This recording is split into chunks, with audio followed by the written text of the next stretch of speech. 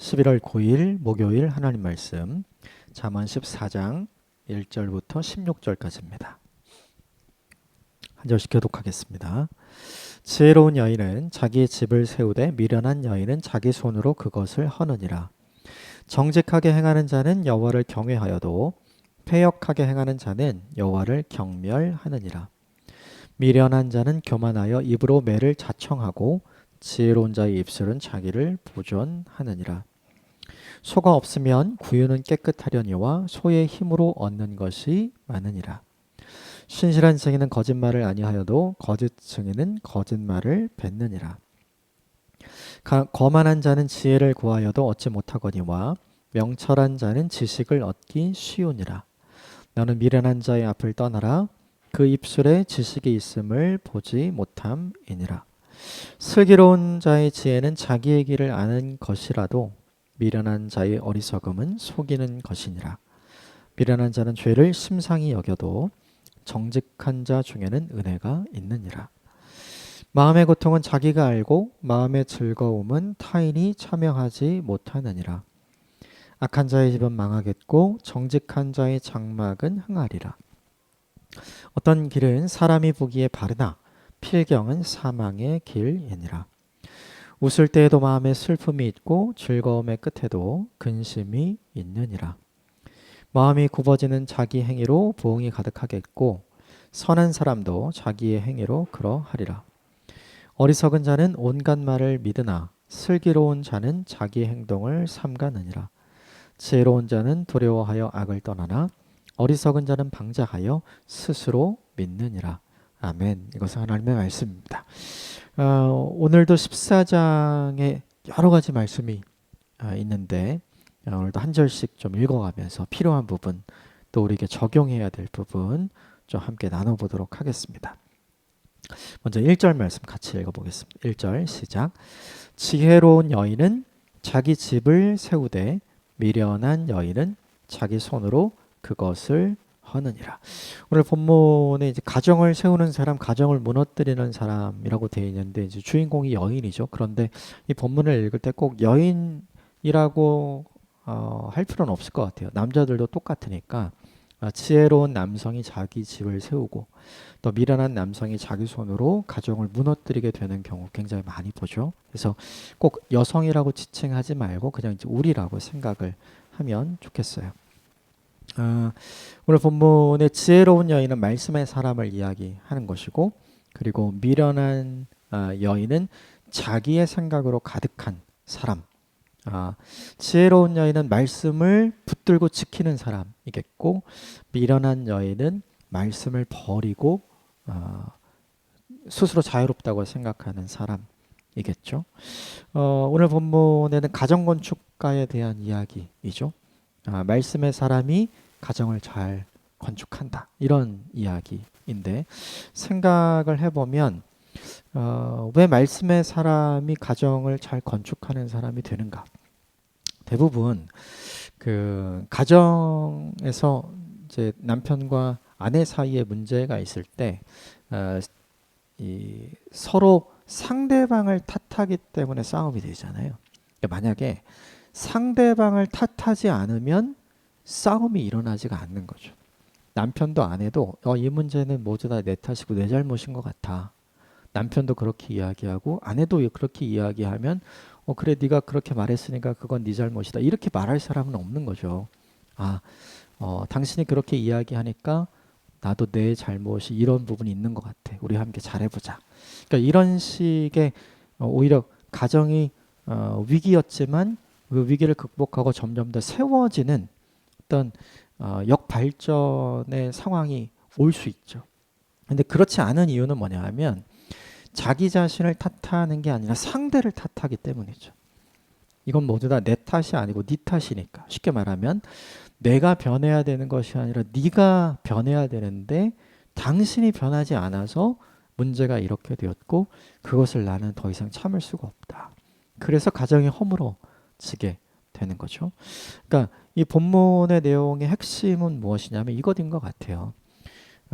지혜로운 사람은 자기 자신을 바꾸려 하는 사람이고 자기 자신을 들여다보는 사람이고 자기 자신을 탓하는 사람이고, 오늘 본문에 미련한 사람은 자기 자신을 보지 않고 상대방만 보는 거죠.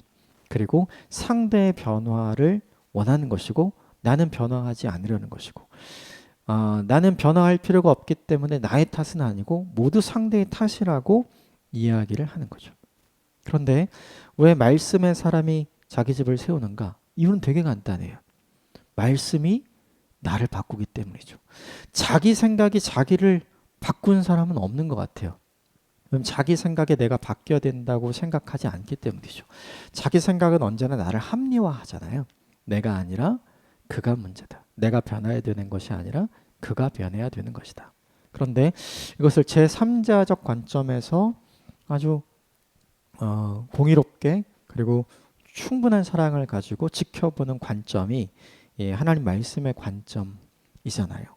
그러니까 하나님이 가정을 세우시는 분이지 하나님의 가정을 깨시는 분은 아니시잖아요. 그러니까 결국 이 본문에 상대를 바꾸려고 하지 말고 말씀이 나를 바꾸기 때문에 말씀의 사람은 내가 나를 바꾸려고 하지 내가 상대를 바꾸려고 하지는 않는다는 거죠. 그래서 말씀의 사람은 자기를 돌아보고 자기를 변화시켜서 문제의 열쇠를 자기로부터 찾기 때문에 오히려 무너뜨리지 않고 흔들리지 않게 하고 더 견고하게 세워갈 수 있는 이유와 근거를 제시하는 사람이 되는 거죠.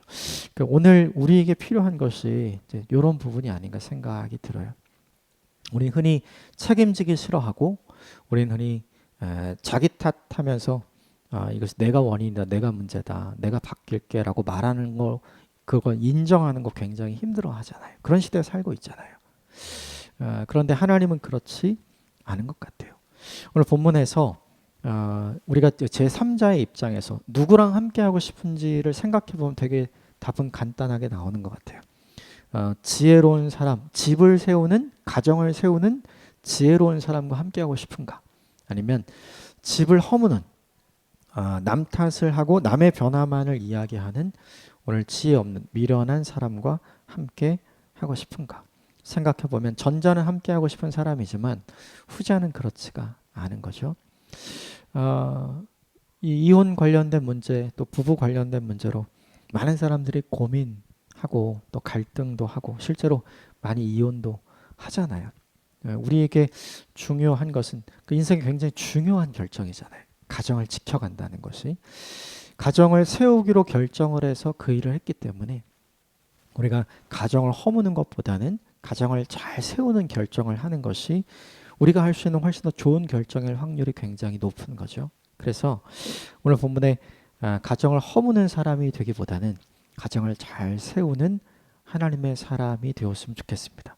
그렇게 하기 위해서 필요한 게 뭐냐 하면 말씀이 나를 변화시키는 사람이 되는 것이 필요한 거죠. 그래서 내가 변해야 변화된 나를 통해서 그가 변할 수 있는 통로로 하나님께서 사용하시는 것 같아요. 우리의 가정을 잘 지켜가는 가정 건축가가 되시기를 주님의 이름으로 축복합니다. 2절 말씀 같이 볼까요? 2절 함께 읽겠습니다. 시작. 정직하게 행하는 자는 여호와를 경외하여도 패역하게 행하는 자는 여호와를 경멸하니라. 하나님이 있음을 분명하게 인식하고 알면 정직하게 행한다는 거고 하나님 그런 게 어디 있어? 그냥 나 혼자 살다 그냥 가는 거지. 이렇게 생각하면 자기 마음대로 패역하게 행한다는 거죠. 이 본문이 우리에게 보여주는 게 뭐냐면 내 삶의 방식이 내 믿음을 보여준다는 거예요. 그러니까 내가 하나님의 살아계심을 믿고 내가 끝이 있음을 기억하고 그 끝에 하나님의 상급과 하나님의 심판이 있음을 기억하는 인생이고 그 끝을 준비하는 인생이라면 패역이 아니라 일상을 정직하게 살아가도록 많은 선택과 노력을 기울이게 되겠죠. 그것을 하는 사람이 곧 하나님에 대한 믿음이 있는 사람이겠죠. 우리 흔히 이렇게 생각하는 것 같아요. 믿음은 우리의 내면적인 영역이고 삶은 그거 관련이 없다고 생각하는 경우가 굉장히 많죠. 그래서 요즘 우리 사회에 신앙인들의 굉장히 큰 우리들의 문제가 무엇이냐면 믿음 따로 삶 따로 믿음을 삶이 못 따라가는 거죠. 이게 일치가 안 되고 같은 길로 가지 못하는 걸 우리가 계속 듣고 있잖아요. 우리 스스로도 그런 걸 많이 발견하게 되죠. 이런 부분을 이 본문이 우리에게 다시 한번 생각하게 만들어 주는 것 같아요. 내 삶이 내 믿음을 보여준다. 내가 어떤 삶을 살아가고 있는지 점검해보는 오늘 하루가 되었으면 좋겠습니다. 하나님은 패역한 분이 아니라 하나님은 정직한 분이시잖아요.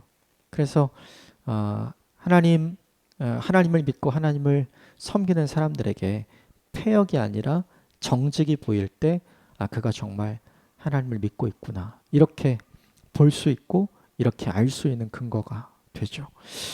저와 여러분에게 이 태도가 있는 오늘 하루의 인생이 되었으면 좋겠습니다. 하나님이 있음을 기억하고 내 삶으로 우리의 믿음을 보여주는 하나님의 사람이 되시기를 주님의 이름으로 축복합니다. 3절 같이 볼까요? 3절 시작. 미련한 자는 교만하여 입으로 매를 자청하고 지혜로운 자의 입술은 자기를 보전하느니라. 이것도 2절하고 연결되어 있는 것 같아요. 삶이 우리의 믿음이 어떤지를 보여준다면 오늘 본문에 말도 우리의 믿음이 어떤지를 보여주는 것 같아요. 잠언은 계속해서 말에 대한 이야기를 굉장히 많이 이야기했어요. 말의 분량에 대한 이야기도 하고 말의 내용에 대한 이야기도 하고 말하는 태도에 대한 이야기도 했죠. 그러니까 이 말이라는 것을 통해서 하나님이 좋으신 분이잖아요. 그러니까 선한 것을 심어야 오늘 본문에 매가 아닌 자기를 보전할 수 있는 무언가가 생기는 거죠. 3절 말씀을 통해서 우리가 생각해 볼 수 있는 것이 있죠. 무엇이냐면 말도 우리의 믿음을 보여준다. 단순하게 3절 말씀이 말 잘해야 된다, 잘 말해야 된다, 이런 것을 조금 넘어서서 말이 내 믿음과 말이 내가 하나님을 어떻게 대하는지를 보여주는 척도가 될 수 있다. 여기까지 확장해서 우리에게 적용해 보는 것이 우리에게 필요한 것 같습니다. 6절과 7절 같이 읽어보겠습니다. 6절 7절 시작. 거만한 자는 지혜를 구하여도 얻지 못하거니와 명철한 자는 지식 얻기가 쉬우니라. 너는 미련한 자의 앞을 떠나라. 그 입술에 지식이 있음을 보지 못함이니라. 거만한 자가 지혜를 얻지 못하는 이유, 우리 계속해서 나왔었죠. 말씀의 씨가 땅에 심겨지지 않는 이유, 땅이 딱딱해서 그런 거죠. 그러니까 거만한 자가 지혜를 얻지 못하는 이유는 지혜가 없어서가 아니에요. 그게 아니라 지혜가 들어갈 수 없는 그의 상황, 그의 태도 때문이죠. 좀 더 쉽게 말하면 말씀을 인정하지 않는 그의 태도 때문이에요. 말씀이 없어서 그에게 심겨지지 않는 것이 아니라 말씀은 있고 말씀은 그에게 들려지고 말씀은 그에게 가르쳐지지만 그가 그 말씀을 받아들이지 않는 거죠. 그 말씀을 무시하고 그 말씀을 내버리는 인생을 사는 거예요. 그러므로 이 본문에서 거만한 자가 지혜를 구하여도 얻지 못하는 것은 지혜의 문제가 아니에요. 그게 아니라 지혜를 대하는 그 사람의 태도의 문제인 거죠. 그건 똑같은 거예요. 앞에 계속해서 반복했던 거죠. 하나님의 말씀을 대하는 태도가 그의 인생을 결정한다. 하나님의 말씀을 대하는 태도가 그의 인생에 아주 큰 영향을 미친다는 거죠. 그래서 계속해서 말씀에서 이야기하죠. 왜냐하면 너의 옆에 어떤 사람이 있느냐가 중요하다. 너의 옆에 하나님의 말씀을 품은 사람으로 너에게 무언가를 이야기해 줄 수 있는 사람이 있는 것이 너무나도 중요하다. 어제 본문에도 나오고 그제 본문에도 나오죠. 오늘 7절에 또 반복돼요. 미련한 자의 앞을 떠나라. 함께 해야 할 사람이 있고 함께 하지 말아야 할 사람이 있다는 거죠. 하나님의 말씀을 하나님의 말씀으로 인정하고 경외하고 받아들일 수 있는 사람을 가까이 지내라. 이야기하는 거죠. 오늘 본문에 등장하는 하나님의 말씀을 내버리고 하나님의 말씀을 수용하지 않고 거절하는 거만한 자도 친한 사람일 수는 있어요. 그래서 나랑 가까울 수는 있죠. 그런데 그 친한 사람이 정말 나에게 좋은 사람이냐, 그건 전혀 다른 문제가 되잖아요. 그래서 6절과 7절을 우리에게 좀 적용해 보았으면 좋겠어요. 나는 혹시라도 6절과 7절에 나오는 거만한 사람, 미련한 사람의 태도를 갖고 있지는 않은가? 하나님의 말씀을 하나님의 말씀으로 내가 대하고 있는가? 이거 한 가지 적용했으면 좋겠고, 또 하나는 나는 미련한 자. 하나님의 말씀을 하나님의 말씀으로 인정하고 받아들이지 않는 그 사람. 내게 가까운 사람들 중에 그런 사람이 있는가? 오히려 하나님의 말씀을 더 생각나게 하고 또 내 기도의 제목이고 내 전도의 대상자라서 내가 그를 선대하고 또 그에게 예수 그리스도 복음을 전하고 십자가의 은혜를 알려주기 위해 가까이 하는 거 굉장히 좋은 거죠. 그런데 그것이 아니라면 좀 다시 생각해 볼 필요가 있는 것이죠. 요 본문의 말씀 우리에게 잘 적용하는 오늘 하루가 되었으면 좋겠습니다. 10절 같이 읽겠습니다. 10절 시작. 마음의 고통은 자기가 알고 마음의 즐거움은 타인이 참여하지 못하느니라. 이게 내 인생의 고통은 나만 알고 내 마음의 즐거움도 타인이 알지 못한다. 즉 이 본문 말씀을 그냥 읽어보면 잘못 이해하게 되면 이렇게 될 수도 있는 것 같아요. 어차피 인생 혼자 사는 거 아니냐. 그럼 함께 하는 사람이 뭐가 중요하냐. 뭐 이렇게 회의적으로 받아들일 수도 있을 것 같은데 이 본문 뒤에 이 부분을 조금 넣어보면 좋을 것 같아요. 이게 맞는 말이긴 해요. 내 마음의 고통을 누가 알아주겠어요. 또 내 마음의 기쁨, 내가 기뻐하는 것처럼 누가 기뻐해 줄 수 있겠어요. 그런 사람이 없기 때문에 사람을 소홀히 여길 수도 있잖아요. 그런데 이 뒤에 이런 걸 붙이는 거죠. 그러나 하나님이 계시다. 내 마음을 사람들은 알아주지 못하지만 내 마음의 고통을 나처럼 알아주시는 하나님이 계시다. 내 기쁨을 알아주지 못하는 사람들은 있지만 내가 얼마나 기뻐하는지를 알아주시는 하나님이 계시다. 이 10절의 말씀은 인간은 한계가 있다는 걸 알려주는 것 같아요. 인간의 공감에는 한계가 있고 인간의 위로에는 한계가 있고 인간의 격려에는 한계가 있다는 걸 알려주는 것 같아요. 그런데 그 뒤에 저는 이걸 넣고 싶어요. 그러나 하나님은 한계가 없으시다. 그래서 10절 말씀을 보면서 인간에게 실망하는 사람이 되기보다 오히려 하나님이 계심을 기뻐할 수 있는 사람이 되면 사람을 의지하는 사람이 아니라 하나님을 더 의지할 수 있는 하나님의 사람이 될 수 있는 것 같아요. 그래서 이 10절 말씀을 읽고 그래 사람 다 똑같지 이렇게 생각하기보다는 그래 이럴 수 있지 그러나 내게는 하나님이 계시지 여기까지 확장해서 이 본문을 읽고 적용하면 좋겠습니다. 11절 같이 읽어보겠습니다. 11절 시작. 악한 자의 집은 망하겠고 정직한 자의 장막은 흥하리라. 이게 하나님이 우리에게 알려주시는 인생 공식. 그런데 우리는 이걸 많이 보지 못하는 것 같아요. 오히려 정직한 자의 집이 망하고 악한 자가 흥하는 걸 많이 보게 되는 것 같아요. 그래서 실망도 하고 그래서 분노도 하고 그래서 인생이 뭐 이래 원망도 하고 불평도 하게 되는 것 같아요. 그런데 이 뒤에 이걸 붙여야 되는 것 같아요. 하나님의 말씀이다. 악인의 흥함과 정직한 자의 패망은 이 세상에서만이잖아요. 그런데 하나님이 계시기 때문에 우리는 이 세상만 사는 게 아니라 그 세상을 살아가잖아요. 하나님이 준비하신 그 세상. 그 세상에서는 이게 완전히 뒤바뀔 수 있다는 사실을 우리는 믿으면서 살아야 되는 것 같아요. 그래야 현실 세계에서 오늘 본문에 정직한 자가 망하고 악인이 잘 되는 것 때문에 실족하지 않고 믿음을 잃어버리지 않을 수 있는 것 같아요. 이것 한 가지를 분명하게 기억하면 좋겠습니다. 하나님이 말씀하시면 말씀하신 대로 이루실 줄 믿습니다. 그런데 그것이 우리가 바라는 타이밍에 우리가 바라는 이 세상에서 이루어지지 않을 수도 있어요. 그것이 여기서만 이루어져야 한다면 그것은 어쩌면 어제 본문에 이야기했던 것처럼 하나님과 내 위치가 바뀌는 거죠. 선을 넘는 거일 수 있는 거죠. 그래서 우리가 믿고 우리가 기대하고 우리가 기다리면서 바라야 할 것은 이건 것 같아요. 뭐냐면 정직한 자의 흥함을 믿는 인생. 왜? 하나님이 그렇게 말씀하셨기 때문에. 그래서 우리도 정직한 자로서 하나님이 주시는 흥함을 경험하기 위해 이 땅을 살아가는 도전과 노력이 필요한 것 같아요.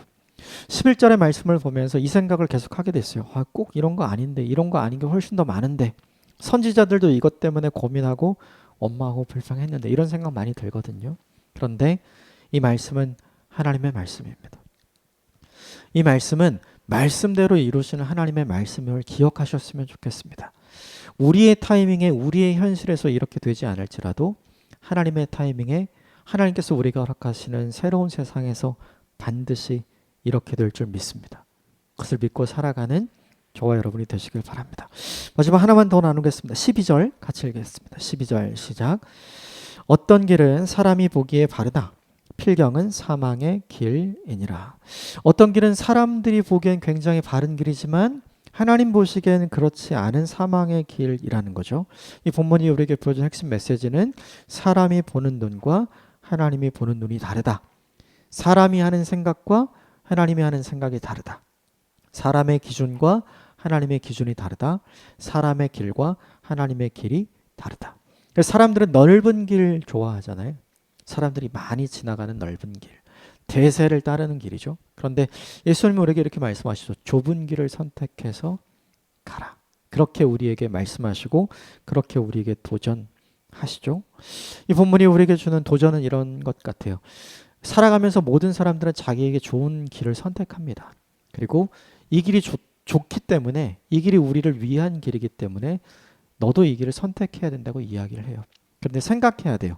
이 세상에서 누가 진짜 우리를 위하시는 분이신가?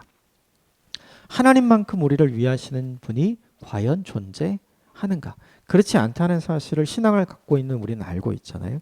그러므로 우리는 다른 생각을 해야 하는 거죠.